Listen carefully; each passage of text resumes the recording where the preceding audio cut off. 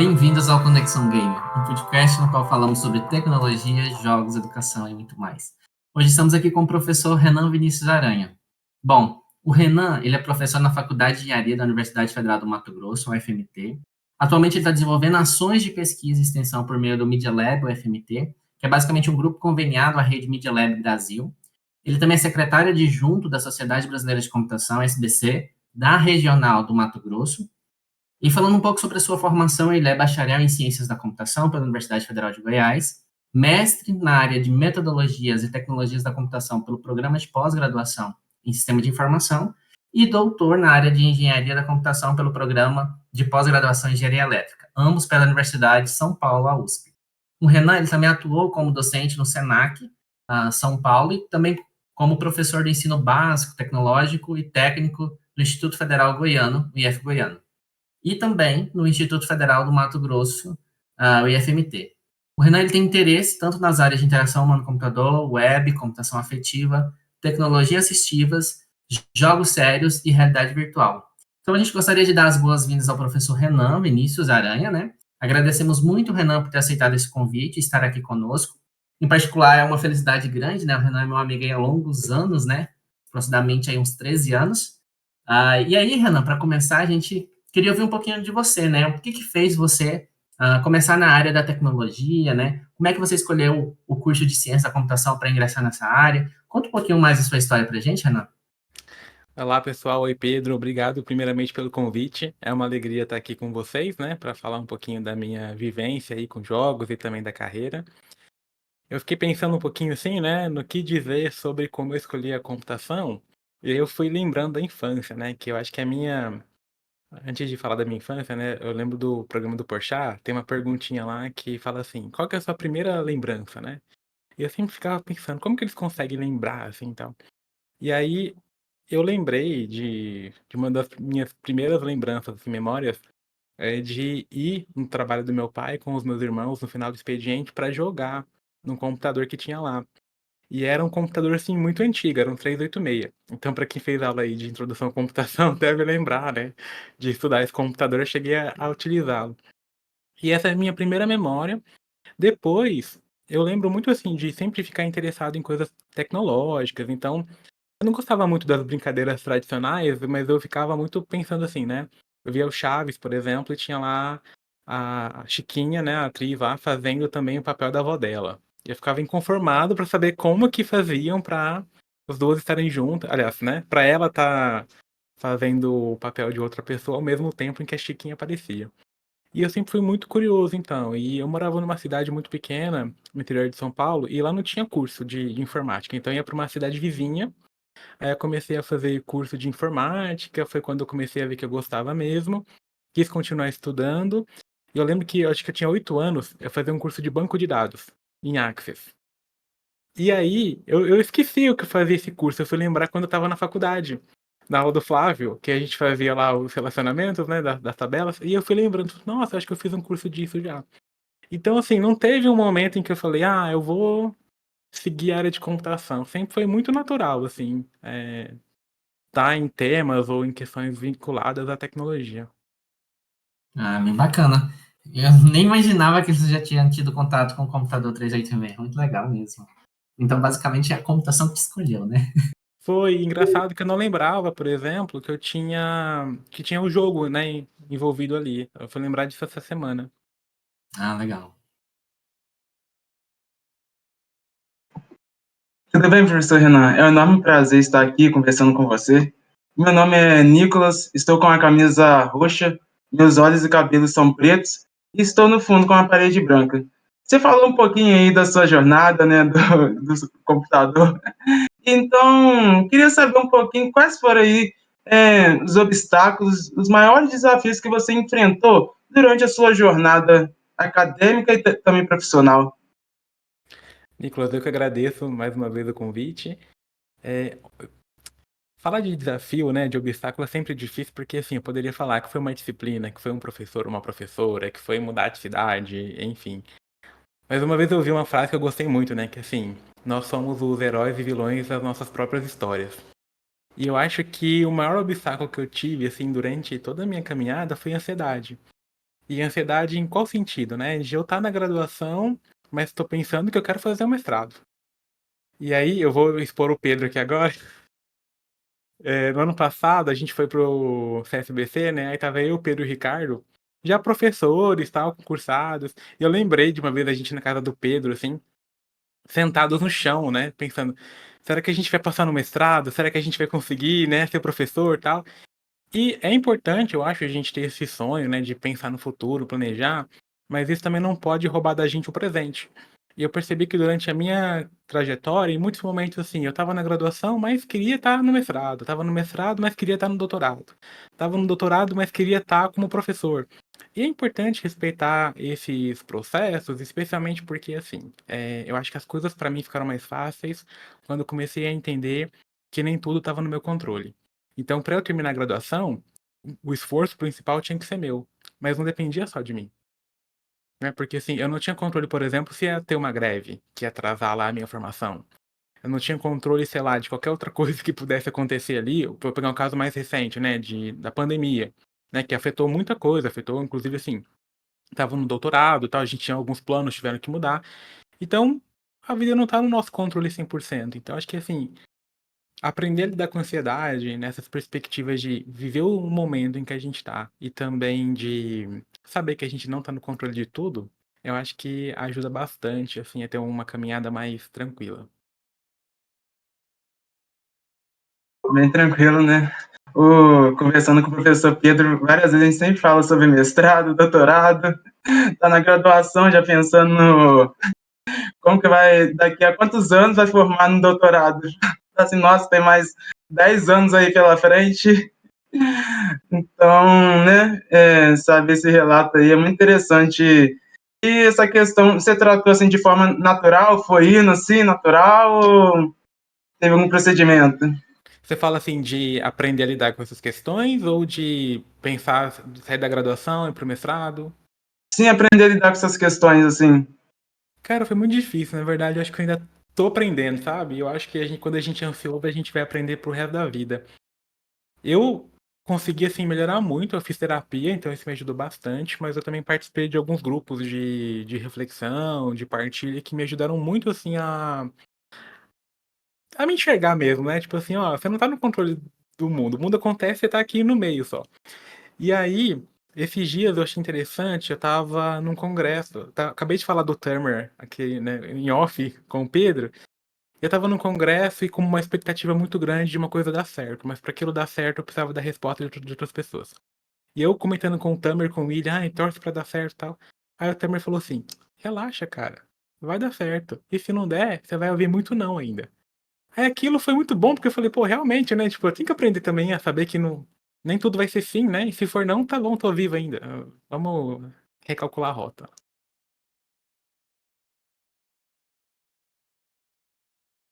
Olá, Renan. Meu nome é Floro, eu estou a um fundo branco, meus cabelos e olhos são castanhos, estou usando uma blusa preta e headset. Puxando a sua resposta aí ao Nicolas, você explicou um pouco como você superou esses desafios, mas você poderia detalhar um pouco mais e que conselhos você daria para os jovens que enfrentaram dificuldades similares? Eu vou compartilhar o que eu falo muito. Antes de estar aqui na UFMT, eu trabalhei no IF, né, como o Pedro comentou. E especialmente no IFMT, que foi a última instituição que eu trabalhei, eu lidava muito com adolescentes do ensino médio. E adolescente é aquela coisa, né? Tá numa fase de muita transformação, estão preocupados em entrar na faculdade e tal. E aí eu vejo muitos preocupados assim em ganhar dinheiro. Então eles estão no ensino médio e estão muito preocupados com trabalhar, com ganhar dinheiro, porque quer ter um pouco de independência e fica preocupado se vai passar na faculdade, se não vai, um momento de muita angústia, que eu acho que é uma angústia que a gente vive muito na vida, né? Ou talvez o Pedro talvez concorde aí que acho que a gente sente esse mesmo tipo de angústia quando tá terminando a graduação, depois no mestrado. E o que eu falo muito para eles é, olha, respeite o processo. Então, assim, hoje você é um aluno do ensino médio. Qual que tem que ser a sua preocupação? Estudar e passar no Enem, passar no vestibular. Claro, né, que desde que, assim, você tenha a possibilidade de não ter que trabalhar para sustentar a família, etc, né. Agora, pensa, qual que é a sua atividade hoje, né? O que você precisa fazer hoje? Deixa para eles são alunos de curso técnico, então assim, tem horas que eles querem estudar coisas avançadas de computação. Falou, deixa para essa computação avançada quando estiver na faculdade. Você tem agora que se preocupar com o Enem, que vai cair no Enem, não é informática, vai cair matemática, biologia. Então assim, olha para sua caminhada aqui nos próximos meses. Qual que é o problema que você tem hoje, efetivamente? Resolve ele, o resto depois a gente resolve e se preocupa. Mas é muito difícil, né? Assim, eu acho que é realmente um processo que a gente vai aprendendo ao longo de toda a vida. Mas uma coisa que eu fui aprendendo é a gente tentar se observar. Então, por exemplo, tô vendo que eu estou ficando ansioso. Então, opa, peraí, isso faz sentido eu ficar pilhado desse jeito com essa questão? Ou não? Vale a pena deixar passar? Mas é complicado também até a gente aprender a observar que a gente está ficando ansioso, né? No começo, às vezes uns colegas tinham que falar, assim, eu tava no laboratório, às vezes, aí algum colega tinha que dar um toque, falar, ó, você tá muito ansioso. Tipo o que o Tamer fez comigo, que eu acabei de comentar. E às vezes alguém da família falava, ó, calma, né? Você tá preocupado demais com isso, vive um momento. Então acho que é importante a gente ter também pessoas confiáveis pra gente compartilhar as coisas, sabe? Então, assim, você tá preocupado porque você tá num curso de graduação, jogando aqui agora para um caso mais próximo de vocês, e tá preocupado se vai formar, se vai conseguir estágio, se vai conseguir emprego. Tem que ter um certo grau de preocupação, mas assim, você tá formando agora ou você vai formar daqui 3 anos? Então, deixa pra sofrer com o conseguir emprego ou não, quando você tiver pra formar, agora, né, você tá num outro momento. Sua função é passar nas disciplinas, por exemplo. Professor Renan, de vez em quando a gente olha para trás assim, né? Olha para o passado, a gente fala, nossa, eu faria uma outra escolha diferente se eu pudesse voltar lá atrás. Em relação à sua trajetória, você faria algo de diferente, alguma escolha diferente, ou seria esse caminho mesmo que você trilhou, é isso mesmo? Olha, é uma pergunta difícil, né? Porque o que eu fico pensando? Bom, se eu tivesse feito algo diferente, talvez eu não estivesse do jeito que eu tô hoje e não seria quem eu sou hoje. Eu acho que eu não faria nada diferente, porque essas escolhas me fizeram chegar até aqui. E eu acho que um desafio também da vida é a gente conseguir. Nossa, tá parecendo papo de coach, né? Mas essa não é a ideia. Mas assim, é tentar olhar para as coisas e ver como que aquilo contribuiu. Então, eu vou dar um exemplo.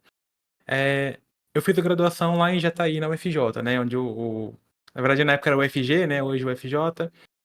E hoje, se eu tivesse que escolher, eu teria feito lá de novo. Porque as oportunidades que eu tive lá, eu acho que nenhum outro lugar me daria, né? Então, assim, eu tive tanto apoio, assim, dos professores, né? Da própria instituição, sabe? De fazer estágio, conseguir desenvolver as coisas que eu queria fazer. Então, eu não mudaria nada disso, porque tudo aquilo que eu vivenciei propiciou que eu chegasse aqui hoje da forma como eu tô hoje. Claro que no meio do caminho teve dificuldade, teve percalço, às vezes momentos, vontade de desistir, né? Já quis mudar de curso, inclusive, já quis trocar computação por jornalismo, o Pedro deve se lembrar disso daí. E aí, assim, e tudo bem, e eu não me arrependo, de verdade. Hoje eu falo assim, não, eu acho que foi melhor ter tomado as decisões que eu tomei, sabe?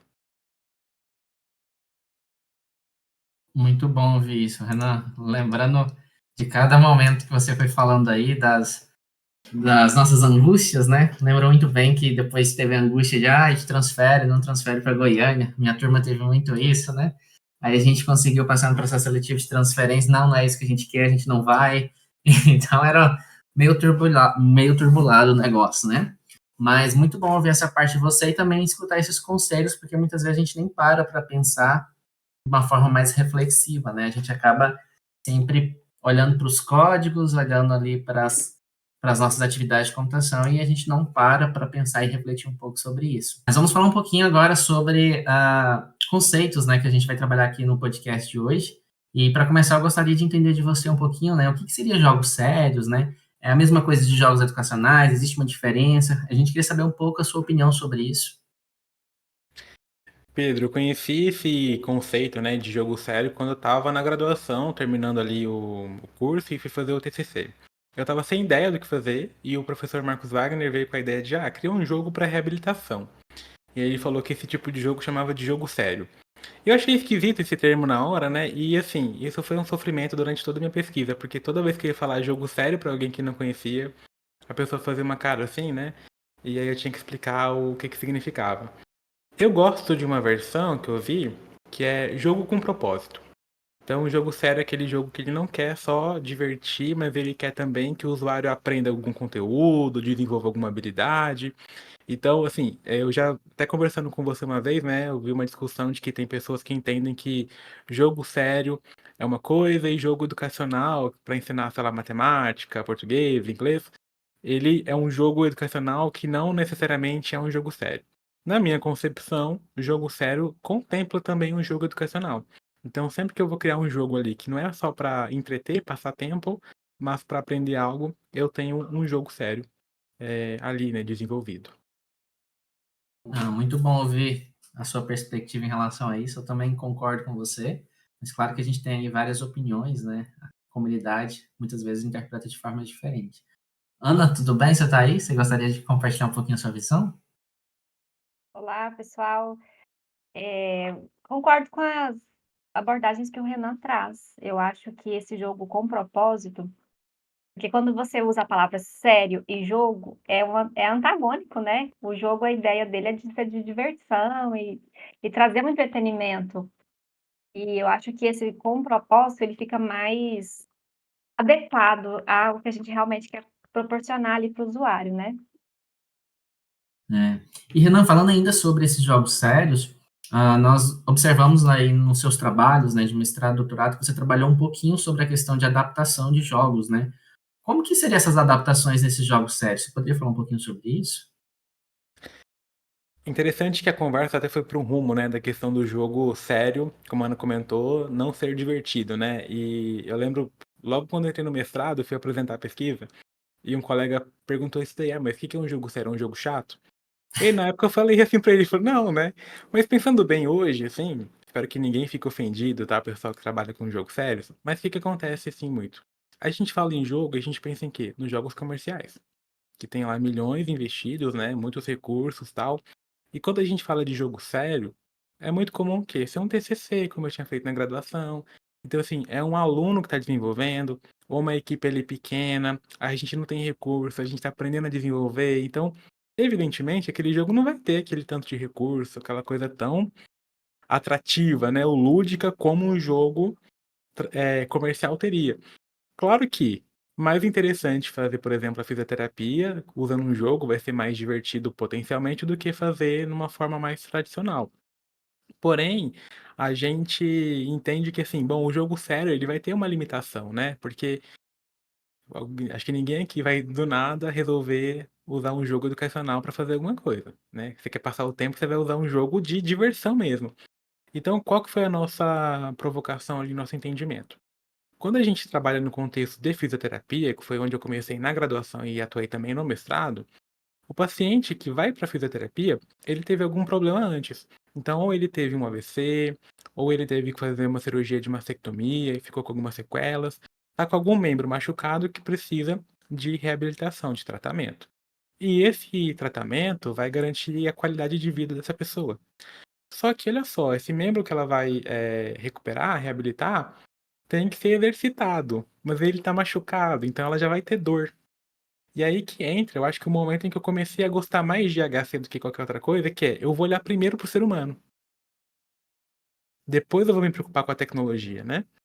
Então eu olho para o ser humano, entendo o contexto que ele vem, e aí eu falo, bom, a gente vai criar um jogo para que ele faça a fisioterapia agora de forma mais interativa, né? Mais lúdica. Beleza, fomos lá e criamos o jogo.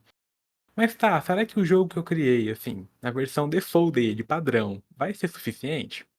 Então a ideia de adaptar o jogo veio para tentar identificar, por exemplo, algum momento do jogo ou uma forma de criar versões diferentes do jogo, para que durante o uso daquela ferramenta, o paciente pudesse ter recursos novos, seja lá uma troca de uma música, um ponto extra, um desafio extra, a liberação de uma fase diferente, né? Então, algum ajuste ali para que ele tenha uma experiência um pouquinho nova. Senão a gente cai na mesmice do processo ser repetitivo, assim como era a fisioterapia tradicional, né. Lembrando sempre que essa ideia ela é muito aplicada quando a gente está pensando aí num jogo um pouquinho mais, limitado, né, de poucos recursos. Então eu acho que talvez quando eu falo isso, Quem tá muito acostumado com jogo comercial vai falar: "Não, mas eu jogo tal jogo todo dia e não enjoo". São pegadas diferentes, né. Ah, legal, bacana. E para fazer essas adaptações, Renan, existe alguma estratégia para você escolher como que você faz essas adaptações? Ou é algo que você vai experimentando? Então, tem alguns trabalhos, né, que pegam e criam, por exemplo, perfis de jogadores, ou identificam perfis de jogadores. E aí criam diferentes versões do jogo para aqueles perfis, e essas versões são executadas, ou em tempo de execução ali, ou são na hora que você vai abrir o jogo, você escolhe qual delas vai ser executada para o usuário, né? Na minha pesquisa, tanto de mestrado como de doutorado, a gente foi por um caminho de tentar automatizar tudo. Então a gente trabalhou com o conceito de computação afetiva. Foi um conceito que quando eu vi pela primeira vez, foi na graduação, eu achei que era um negócio nada a ver. O Marcos Dourado falava muito disso. Eu falava, ai, que bobeira, né? Aí quando eu cheguei no mestrado, que eu comecei a trabalhar com esse tema, eu fiquei assim fascinado, que era como eu vou reconhecer que o jogo precisa ser adaptado. Então o paciente está ali na sessão de fisioterapia, está jogando, ok, ele ficou animado porque ele viu que é um jogo e tal, mas no meio da sessão vai sentir a dor lá quando ele for fazer a atividade. Aí como que eu com o jogo posso perceber que aquele momento ali é um momento em que eu tenho que fazer alguma coisa para tentar motivar ele? Aí a gente foi, né, estudar computação afetiva. E aí na computação afetiva existem várias técnicas de reconhecimento de emoções, que é o, digamos assim, só para contextualizar o que é emoção, tá? Porque a gente ouve muito falar, né, de análise de sentimento. Então, quando eu pego, por exemplo, o Instagram, o Twitter, o Facebook, e eu quero pegar uma postagem do usuário, saber como que ele estava naquele momento, eu estou fazendo uma análise de sentimento. E o sentimento é uma coisa mais duradoura, né? Então, eu estou chateado com alguém porque a pessoa fez essa coisa para mim. Tanto é que quando você vai, por exemplo, para reclamar de algo no Twitter, é porque você pensou naquilo, né? Vou lá reclamar no Twitter. Agora, quando a gente tem uma emoção, não, a emoção ela é uma resposta fisiológica a algum estímulo do ambiente externo. Então, se a gente tiver aqui, de repente, aqui a gente está remoto, né? Mas se tivesse todo mundo presencialmente, deu um estouro, a gente vai ter provavelmente a reação de susto, que é uma resposta fisiológica. Ninguém fala, eu vou me assustar, né? E essa resposta, ela é muito curtinha, dura milissegundos. E aí a gente começou, então, bom, vamos começar a reconhecer as emoções do usuário para ver se de repente ele faz uma expressão facial ali que indica que é dor, né? Acabei de até de dar um spoiler, né, de falar de uma das técnicas de reconhecimento de emoções. Mas existem outras, né? Então, tem muitos trabalhos que adotam sensores fisiológicos, que vão analisar o batimento cardíaco. Tem um termo bonitinho em português que eu já esqueci, mas que é para analisar a atividade da eletrodermal aqui na pele. Uma aluna até fala para mim o termo toda vez do sensor lá, mas eu nunca lembro. Então, só que são sensores que estão em contato com o corpo do usuário.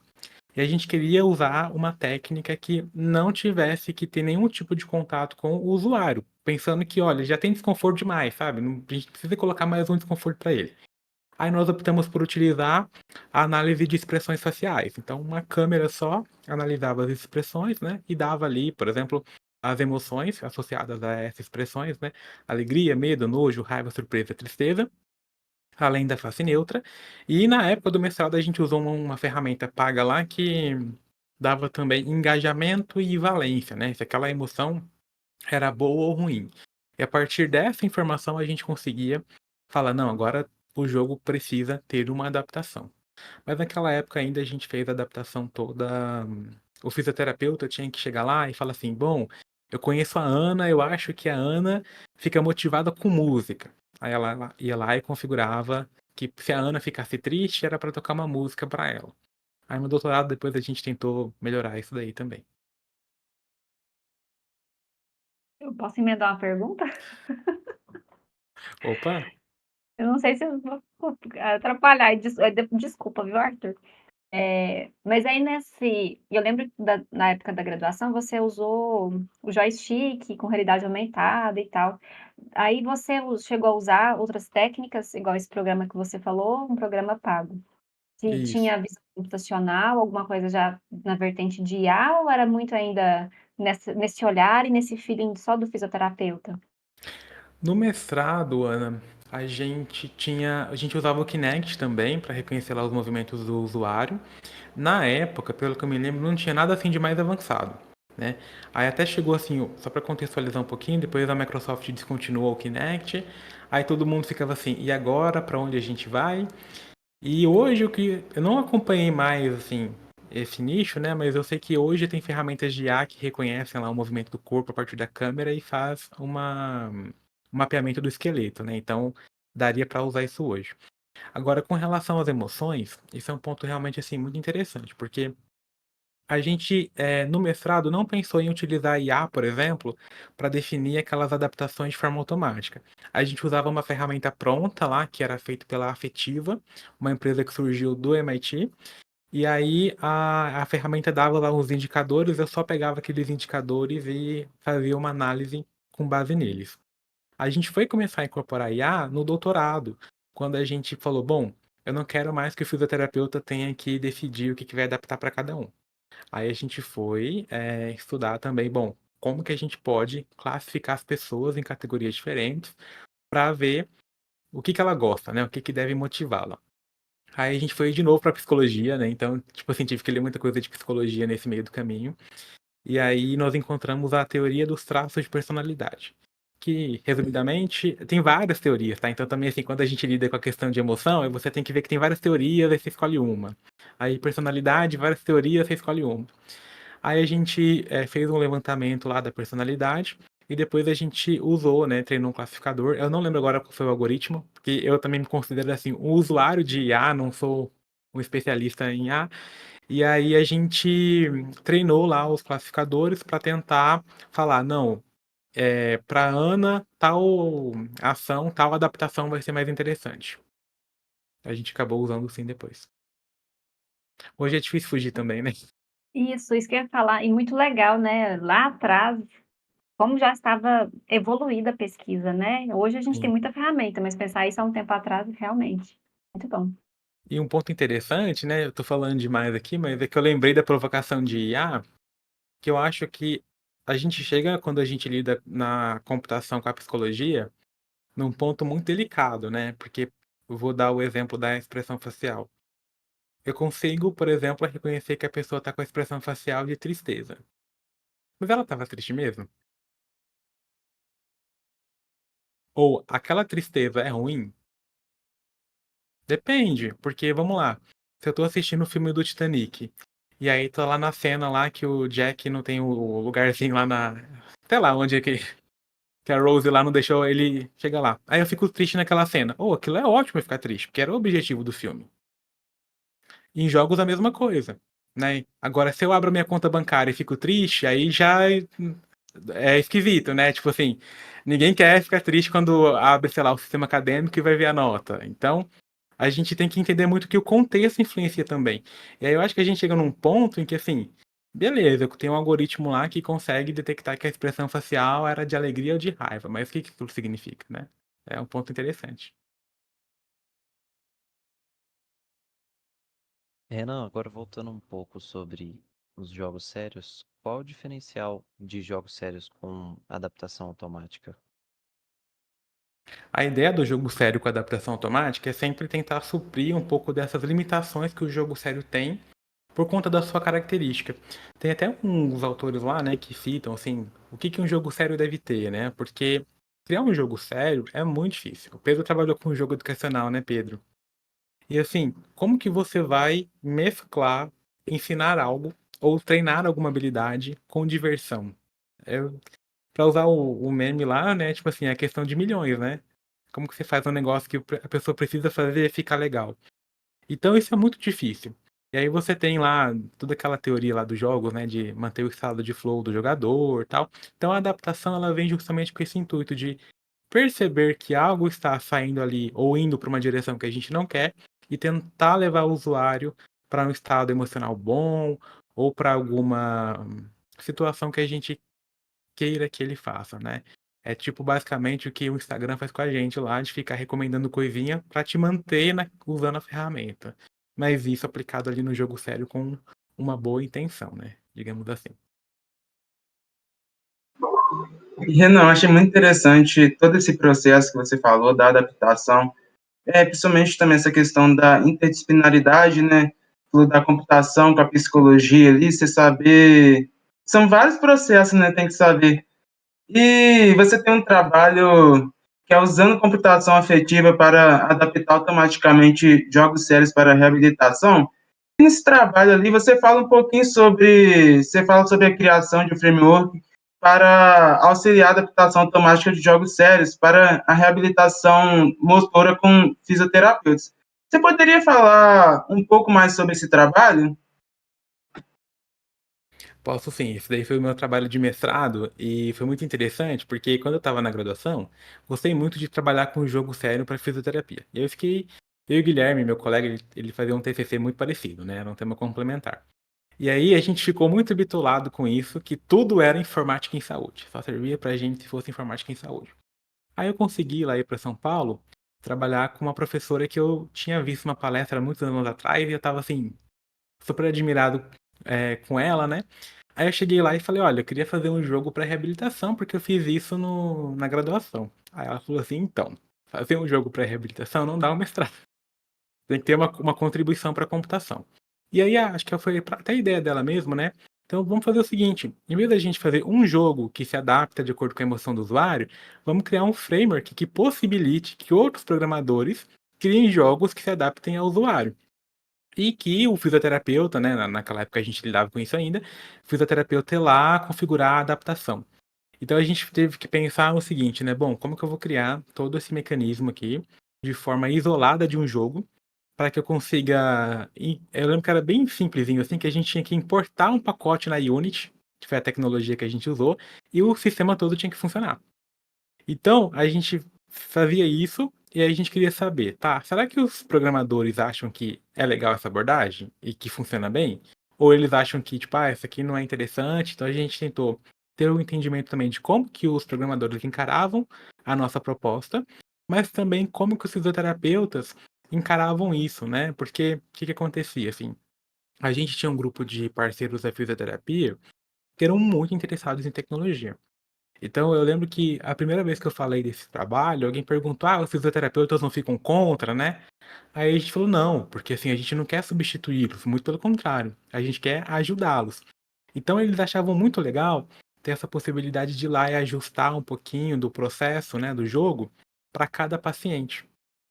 E depois que eu comecei a dar aula, eu vi que como que isso faz muito sentido, né? Porque assim, cada pessoa pensa de uma forma diferente, cada pessoa tem um jeito. Então, se a gente puder direcionar aquilo que a gente está aplicando, aquela abordagem, para cada pessoa, o resultado vai ser bem mais interessante. Então, a gente fez essa avaliação, né, com os desenvolvedores, com os fisioterapeutas e também uma coleta, né, de pacientes de verdade, né, usando o jogo ali. A coleta acho que durou quase um ano, então, assim, foi um trabalho bem longo. E eu não me esqueço do dia que a gente foi levar o jogo, o Kinect, o computador lá pro hospital. Eu cheguei, né? Eu tava isso na USP Leste, e a gente tava com o hospital parceiro em Diadema, então assim, era bem longe. Aí a gente saiu lá da universidade, andamos um tempão. Chegamos lá no hospital, tinha um paciente que tava acabando de terminar a sessão de fisioterapia dele. Ele sabia que ia ter o jogo lá. Aí quando ele viu a gente chegando com o computador de Kinect, ele pegou e parou e falou assim: "É o jogo?" Ficou mó empolgado, começou a chamar lá, acho que o filho dele que tava junto, falou: "Ó, o jogo chegou, posso usar?" Já queria usar na hora. E a gente: "Não, calma, a gente tem que testar tudo primeiro aqui." Então, assim, foi muito legal, né, nesse trabalho, ter um pouco da visão geral. Então, assim, de considerar os diferentes usuários que a gente tinha do sistema, que era o programador, o fisioterapeuta e também o paciente, né, que era a pessoa ali que seria talvez o usuário mais beneficiado, né? Na nossa intenção, pelo menos, que era quem teria o jogo adaptado ali conforme a sua situação emocional, né? Digamos assim, ou conforme a sua evolução ali no tratamento. Aí tem até que fazer aqui um comentário assim que os fisioterapeutas ali eram muito motivados, tentavam fazer de tudo para motivar os pacientes, sabe? Além dos jogos, então era um trabalho bem bacana mesmo que eu acho que para mim resolvia uma questão que eu tinha crise com a computação, né? Que eu falava no começo do podcast aqui que eu quis trocar de curso. Porque chegou num semestre que, assim, tudo era, tem que otimizar, porque não sei quantos segundos. Eu odiava aquilo. E eu dou aula disso hoje, tá? Então, olha a virada. Mas, assim, eu falava assim, cara, eu não quero ficar fazendo algoritmo melhorar o desempenho. Porque eu via sentido, quando eu tava na universidade fazia estágio, a gente criava lá um site com dica pros calouros. Aí as pessoas falavam, nossa, ajudou muito. Eu via sentido naquilo. E aí eu sempre busquei, assim, realmente ter a computação como algo que ajuda as pessoas, né? E aí eu falei, não, agora eu acho que eu me encontrei. Eu quero fazer tecnologia, mas pensando nas pessoas, né? E eu acho que ver esse resultado ali é muito bom. Nossa, muito interessante você falar aí dos principais resultados, né, sobre tudo. E falando um pouquinho sobre os benefícios, quais são os principais benefícios que você enxerga aí com todo esse avanço da tecnologia? Você já falou um pouquinho, né, sobre os pacientes, né, que eles são os principais beneficiados, mas tem outros benefícios assim que você enxerga com todo esse avanço da tecnologia? Olha, eu acho que hoje eu vou falar até da tecnologia no geral, saindo um pouquinho do contexto dos jogos. A gente tem sempre buscado usar a tecnologia para facilitar a vida das pessoas, né? Então, quando a gente aplica isso, por exemplo, nos jogos, é para criar um jogo sério que vai ajudar a pessoa a se reabilitar. Mas também hoje eu vou usar a tecnologia para a gente poder marcar um exame.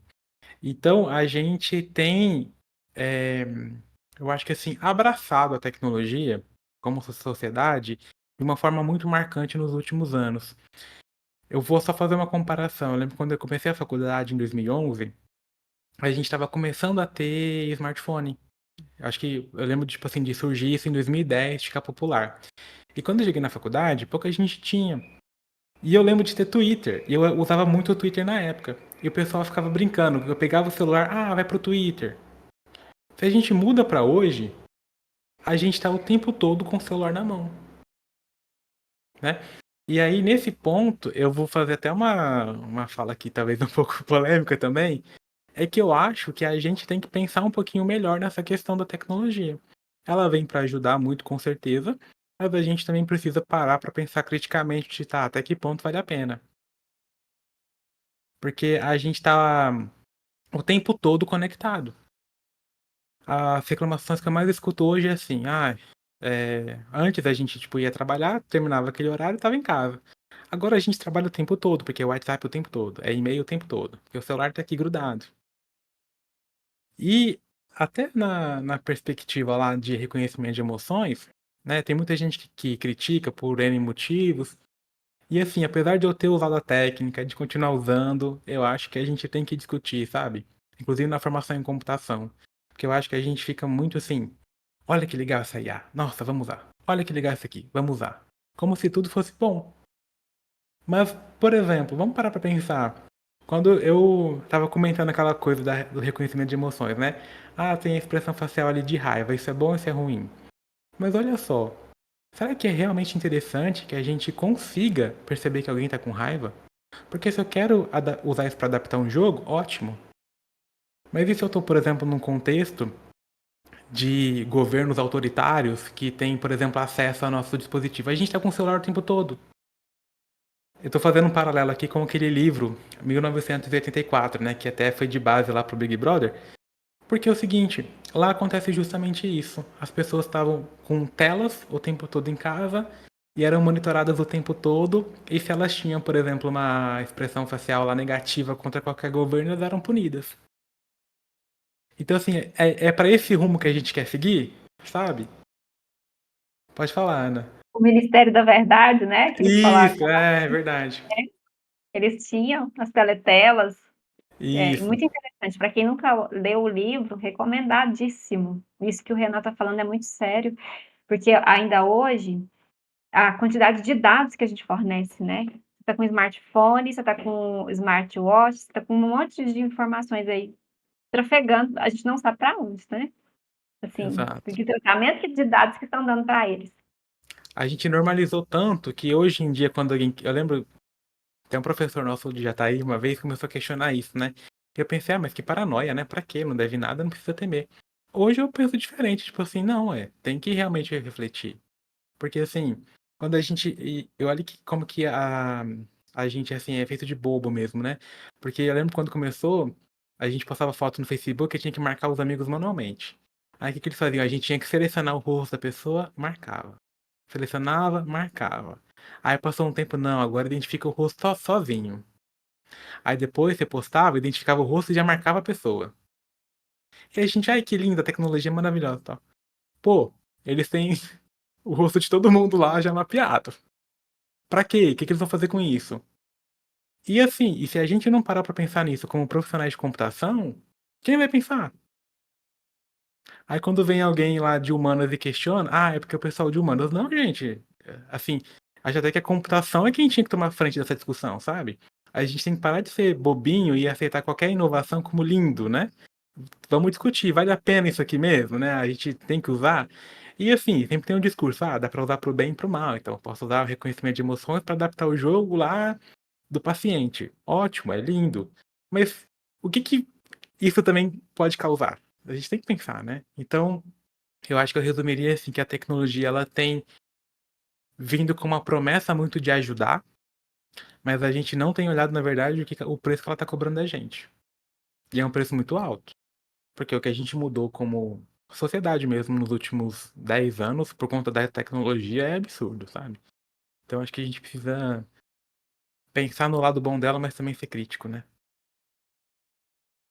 Sim, muito importante esse ponto de vista, né? De vez em quando a gente nem percebe. A gente está 24 horas ali conectado, seja no relógio, no celular, no notebook, a gente não consegue sair ali, a gente entra num aplicativo, como você falou, tem um recurso ali, esse é você, esse é tal pessoa, e a gente pensa que isso é uma coisa banal, assim, a gente nem vê que todos os nossos dados ali estão sendo coletados, e essa é uma discussão muito importante, assim, para onde vai esses dados? Então, professor, eu achei esse ponto de vista aí muito importante. Eu acho que é uma reflexão mesmo, né? Para todos, assim, tá, a gente tem nossos dados ali, para onde eles vão? A gente está fornecendo dados ali 24 horas por dia, seja os batimentos cardíacos, seja uma foto ali com nossos amigos, que é possível.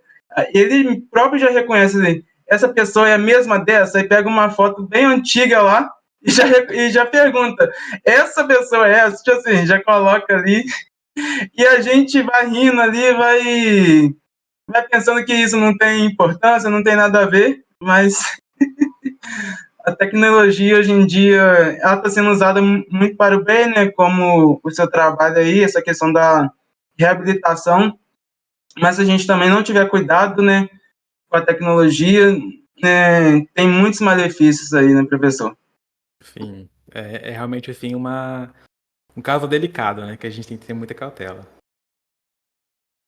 E como a gente fica dependente disso, né? Oh, Eu, por exemplo, uso smartwatch e aí minha vida é gamificada, né? Então, eu tenho quantidade de calorias que eu tenho que queimar no dia, quantidade de passos que eu dou. Então, se eu vou fazer uma corrida, eu coloco isso. E o dia que eu não cumpro as metas, eu fico revoltado comigo mesmo, né? Eu falei assim, nossa, como eu falhei hoje, né? E, basicamente, quem tá com esses dados, né, sabe minha rotina, né? A hora que eu acordo, que exercício que eu faço, que eu tô consumindo, né? Tudo isso. E aí você se torna dependente daquilo, né? Aí, às vezes, eu deixo meu celular, o meu relógio carregando. Aí eu vou sair assim e fica parecendo que sai um membro de mim, né? Uma parte do meu corpo acabou. Então, assim, a gente fica muito dependente disso, né? Eu vou no supermercado, pago tudo com cartão por meio do smartwatch, né? Smartwatch. Então, rico. assim, a gente tem que ter todo esse cuidado, porque a gente acaba ficando muito dependente disso, né? Então, é algo que realmente merece uma discussão, e eu acho que até uma discussão que é levantada dentro da disciplina de computador e sociedade, né? Então, Sim. geralmente os professores que ministram essa disciplina acabam levantando essas discussões. Renan, falando novamente sobre emoções, né? Você deu alguns indícios, né, de como que é feito esse reconhecimento dessa emoção, né? Quais são as técnicas que são utilizadas para fazer esse reconhecimento? Mas falando assim, parece muito complexo, né? Você pode falar um pouquinho sobre qual que é essa dificuldade, né? Se é algo muito difícil de adaptar esses jogos por meio das emoções dos pacientes, ou é algo que é relativamente tranquilo? Do ponto de vista de desenvolvimento, né? Você pode falar um pouco sobre essa dificuldade? Olha, é complexo, Pedro, porque eu gosto muito de pensar na seguinte perspectiva, né? Que a gente na computação sempre é muito binário, né? Sim e não. A gente é, só das exatas, né? E quando a gente vai para esse lado mais de ser humano, as coisas são mais complexas, né? Não é tão simples assim falar, é bom, é ruim. Então, o que que a gente começou a observar, por exemplo? Que quando eu tinha lá um jogo, aquela sessão, aquela partida do jogo, ela podia durar, por exemplo, 30 minutos. E nesses 30 minutos, eu vou coletar muitos dados da emoção do jogador.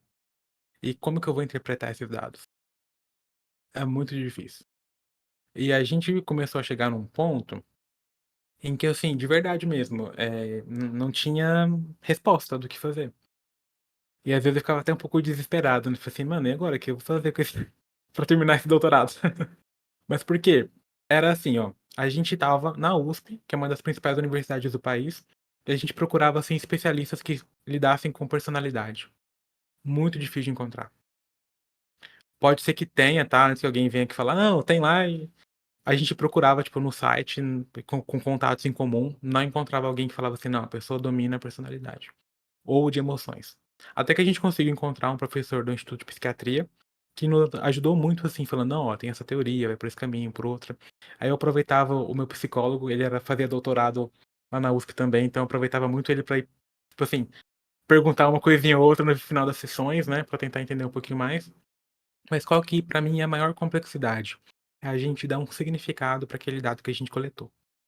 Porque aí tem, e assim, e até o dado que a gente coleta, ele também é questionável, né? Porque o que que acontece?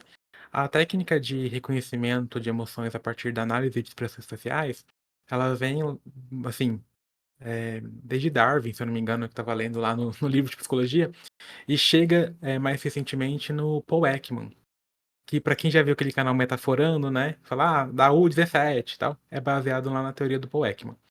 E o trabalho do Paul Ekman, eu, assim, pra mim chegou num esquema quase que meio que de religião, assim. Ou você segue ou você vai criticar muito. Porque, assim, quando você pega estudos que vão defender o trabalho do Paul Ekman, vão falar, não, ele pegou, foi em tribos remotas ao redor do mundo, e aí ele mostrava, por exemplo, uma foto de uma mulher chorando. E aí perguntava pra pessoa lá da entrevistada, né? O que que aconteceu com aquela pessoa? Ah, perdeu um filho. Então ele falava, bom, a pessoa sabe que essa foto aqui representa tristeza. E ele queria mostrar com isso que a expressão facial e a análise dela era independente de cultura. E tem pessoas que já vão discordar, eu vou falar assim, com base em estudos também, né? Não, a cultura influencia muito, porque os japoneses, por exemplo, vão tentar evitar ficar mostrando emoção em público. Então, é uma questão muito complexa que para nós da computação entender aquilo é muito difícil mesmo. Inclusive porque é comum eles usarem termos e teorias diferentes, às vezes, para falar de algumas coisas que são um pouco parecidas. E aí, a nossa dificuldade sempre foi, tá, esse dado que eu reconheci, o que que ele quer dizer? E qual que é o intervalo de tempo que eu tenho que analisar esse dado para tomar uma decisão? Porque se a gente pega, por exemplo, a análise de expressão facial, em um segundo eu posso ter 30 dados. E eu não vou ficar adaptando o jogo a cada segundo, porque não tem condições.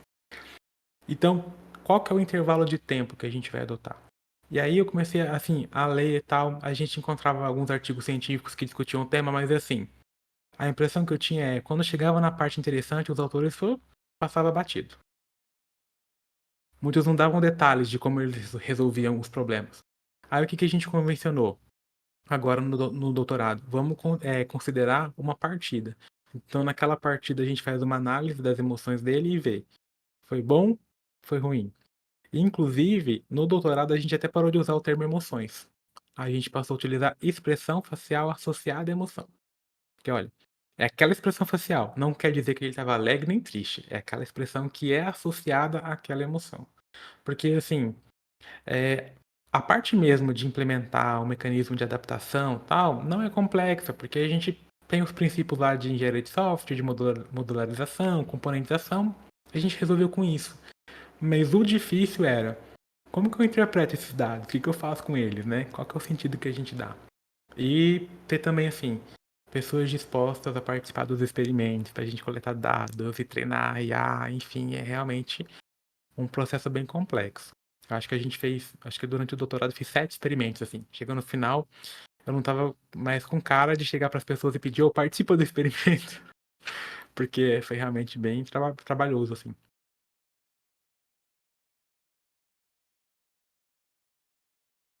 O que você sugere para pessoas que gostariam de aprender mais sobre jogos sérios e adaptações automáticas? Eu acho que com relação a jogo sério, uma coisa que é muito importante é assim, a gente vai trabalhar em geral com alguma coisa que sai da nossa zona de conforto, da computação.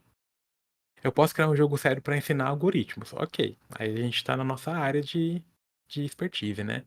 Agora, quando eu falo assim, não, eu quero criar um jogo sério para alfabetizar crianças. Primeira coisa é, vai lá conversar com o pedagogo para ver o que ele precisa, se o jogo vai ser importante ou não, enfim, né? E é meio, assim, falar disso hoje parece meio bobo mesmo, mas de vez em quando a gente vê alguns trabalhos aí das pessoas criando soluções, por exemplo, para medicina e nunca conversou com o médico. Aí tá, será que, assim, é assim que funciona na medicina? É assim que o médico quer, né? Então, primeiro, vá lá no seu público-alvo para conhecer o que ele precisa, qual que é realmente a necessidade dele, ver como que o seu jogo pode contribuir com aquele cenário. E já na perspectiva de adaptação primeiro, entenda que você vai ter limitações tecnológicas. Então, assim, tem coisas que a tecnologia não vai permitir fazer. Aí você tem que saber, tá, eu vou escolher Unity, então aceite as limitações que a Unity vai te impor, ou invente um método inovador para conseguir contorná-lo, né? E também, escolha assim, você vai adaptar com base em quê? Então, até uma discussão que a gente teve foi assim, tá, adaptação, personalização e customização, é a mesma coisa ou são coisas diferentes? Aí a gente juntou 2 trabalhos, né, o da Simone Barbosa, que tem o livro de HC, acho que foi o livro dela mesmo, e o livro o livro não, o trabalho do professor JJ Neto da Poli, que trabalha com essa temática ali. Aí a gente concluiu o quê, né? Customizar eu permito que o usuário escolha o que ele quer fazer. Então, quero mudar a cor da tela, ele vai lá e customiza. Personalizar eu vou lá e adapto algo para você. Então eu falo assim: o Pedro gosta de verde, então vou fazer a tela verde para o Pedro. A Ana gosta de vermelho, vou fazer a tela vermelha para a Ana. E adaptar um agente faz uma adaptação no sistema. E esse agente pode ser o próprio sistema. Então parece personalizar, mas o personalizar imagina lá da camisa personalizada que a gente manda fazer. É algo mais assim, eu, pessoa, vou fazer aquilo para outra pessoa. Quando a gente pensa em adaptação, é algo mais técnico mesmo, né? A ferramenta vai se ajustar para atender algo ali, alguma necessidade. E também, assim, né? Como avaliar se aquela adaptação foi boa ou foi ruim? Então você tem que saber, tipo, o que que você quer avaliar. No nosso caso, eu quero avaliar se a emoção melhorou, se ele estava triste ou alegre, ou quero saber se ele melhorou na sessão de fisioterapia. Então, escolher muito bem o que avaliar para saber qual técnica usar para avaliar. É isso aí, né, Renan? Você deu aí dicas valiosíssimas, então, ó, quem tem interesse aí, pega essas dicas aí, ó, valiosíssimas, 0800 que foram dadas aí, e vamos que vamos, né, professor? Falou um pouquinho sobre alguns cenários aí, né, então, as outras aplicações de adaptações para jogos sérios, você consegue ver aí um potencial futuro aí, professor? Olha, eu não cheguei a trabalhar nessa perspectiva mais de educação, mas hoje eu acho que é uma área em que seria muito importante a gente. Já existem trabalhos nisso, né? Mas assim, focar na adaptação, por exemplo, de jogos educacionais. Pensando em como eu aprendo o estilo de. Aliás, né? Como eu posso tentar adaptar esse jogo, essa ferramenta, para facilitar o aprendizado daquele aluno, considerando as suas características individuais. Porque cada um aprende de um jeito, vai por algum estilo. Eu acho que nessa perspectiva que a gente trabalhou, por exemplo, na adaptação do jogo sério, de reabilitação ou de treinamento, eu acho que elas são importantes, elas atendem ali uma demanda, mas talvez o mais desafiador seja quando a gente pensa na questão da educação, né? Então, bom, como que eu contribuo para o aprendizado de alguém? É realmente, assim, um grande desafio que eu acho que que a gente pode ter e que esse tipo de aplicação seria muito importante. Eu posso dar um pitaco? E principalmente, Renan e todo mundo, quando a gente pensa nas atipicidades. Hoje nas escolas estão cada vez mais crianças e jovens, né, com alguma diferença, né, vamos falar assim, seja um TDAH, seja autismo, e cada um responde com um determinado estímulo. Então, para o professor ter ferramentas que o apoiem, é muito gratificante e eu acho que iria melhorar muito o desempenho tanto desse aluno como da sala como um todo, né, porque às vezes o professor, lógico, com a ajuda de outras pessoas, precisa pensar e não pode excluir aquele aluno, e aí ao mesmo tempo que esse aluno talvez ele não consiga atingir o mesmo êxito, né, das outras crianças.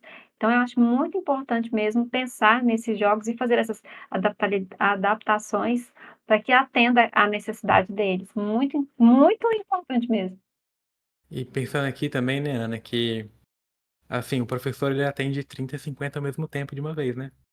Então, não fazendo comparação de quem sofre mais, gente, não é isso. Mas, por exemplo, um caixa de supermercado, ele vai atender muita gente durante o dia, mas ele tá com um ou dois clientes ali por vez.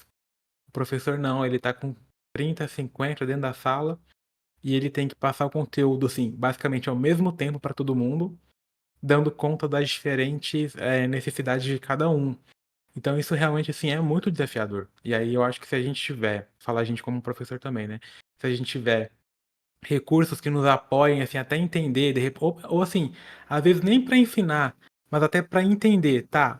Qual que é a melhor estratégia que eu posso usar com esse aluno, né? Para tentar tornar as informações ali mais compreensíveis para ele, por exemplo. É muito interessante.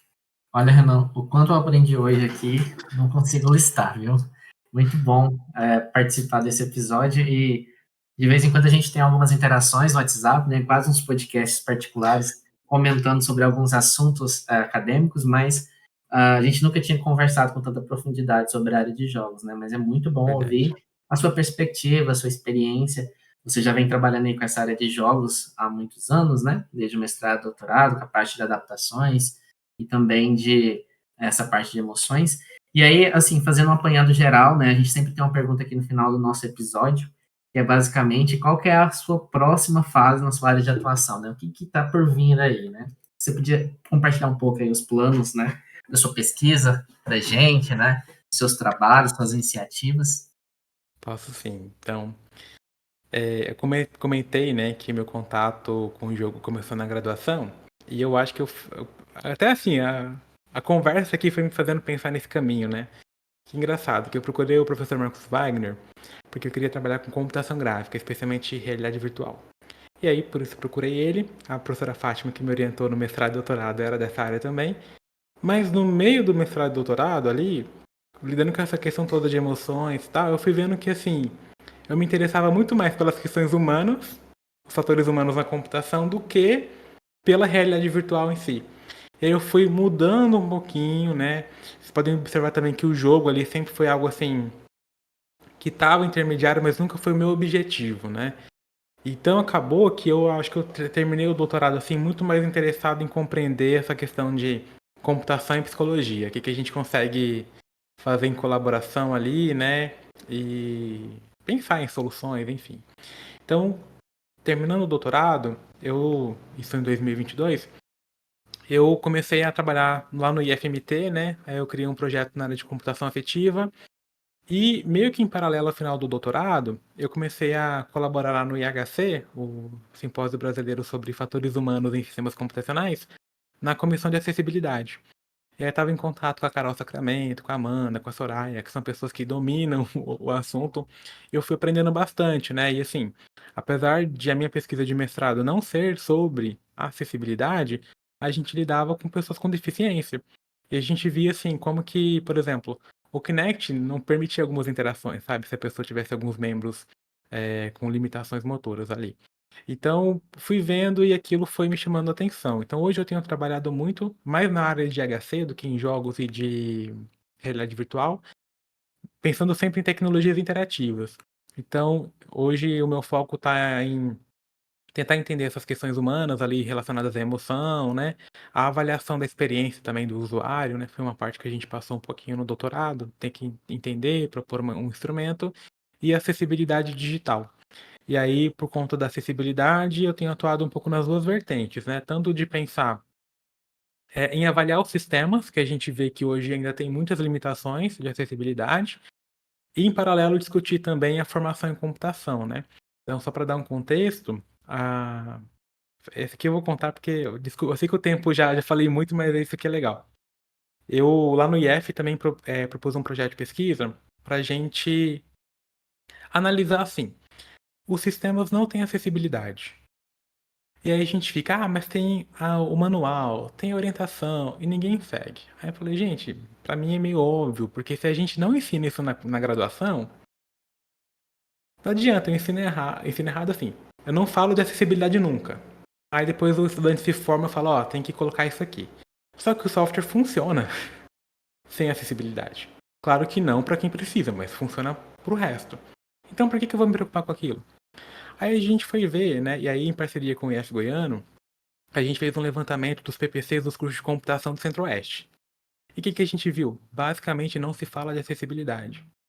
Quando a disciplina de IHC existe, muitas vezes ela é optativa, às vezes tem acessibilidade é só um tópico, e o pior que um aluno meu do ensino médio, ele ficou indignado com isso, e era muito legal ver a indignação dele, né? Porque no segundo ano do ensino médio eu tenho essa reflexão. Como assim, no curso de computação, quando fala de acessibilidade, só fala de escada, rampa, elevador, não fala de software? E aí depois, parando para pensar, o que acontece nas instituições? A pró-reitoria lá faz um texto padrão de acessibilidade para cumprir a lei, todo mundo copia e cola. Né? Então, assim, a gente está com essa provocação também, tá? Vamos trazer para a formação em computação a responsabilidade de falar desse assunto. Assim como a gente tem que falar daquela questão, né, da tecnologia, refletir, também entra a questão da acessibilidade, que ela tem que fazer parte do ensino, né, da formação do estudante, para que ele incorpore aquela boa prática desde sempre. Senão não adianta, né? Acho que até isso cai um pouco em engenharia de software também, não sei qual que é o princípio do Pedro. A gente vai lá ensinar, porque é variável assim. Aí se você cria a struct, na ordem dos membros ali, pode mudar o tamanho dela. Tecnicamente, estamos lá precisos. Depois que a gente fala de boa prática. Ensina a fazer de qualquer jeito, depois, ó, para fazer direito é assim. Aí já aprendeu a fazer de qualquer jeito, agora para consertar é difícil. Então acho que é. Ah, eu não respondi a pergunta, né? Falei.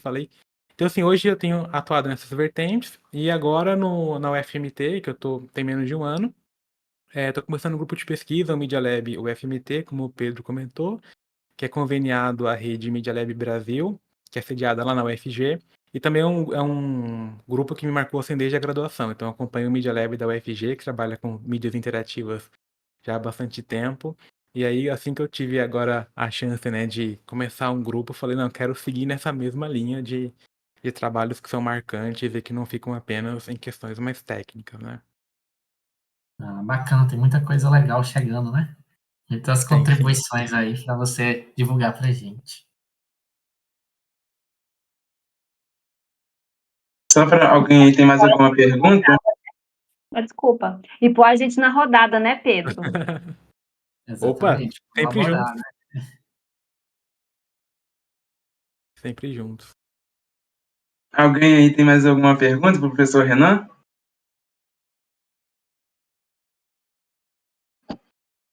Então é isso aí, pessoal. Esse foi mais um podcast. Gostaria de estar agradecendo ao professor Renan por ter topado participar.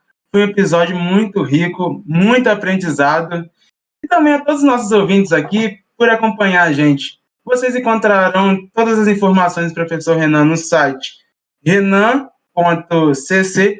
É só digitar e saber mais sobre a formação, atuação, prêmios e todas as produções científicas do professor Renan.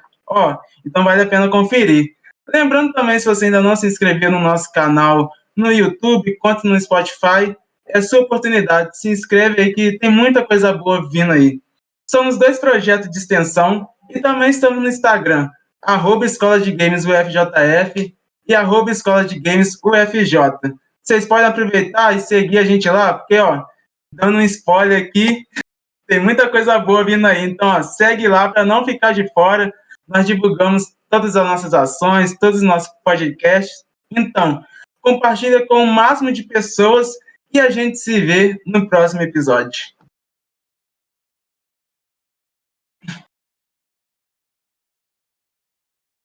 Tchau. Gente, que show, hein? Ó, apresentadores excelentes aí. Game over.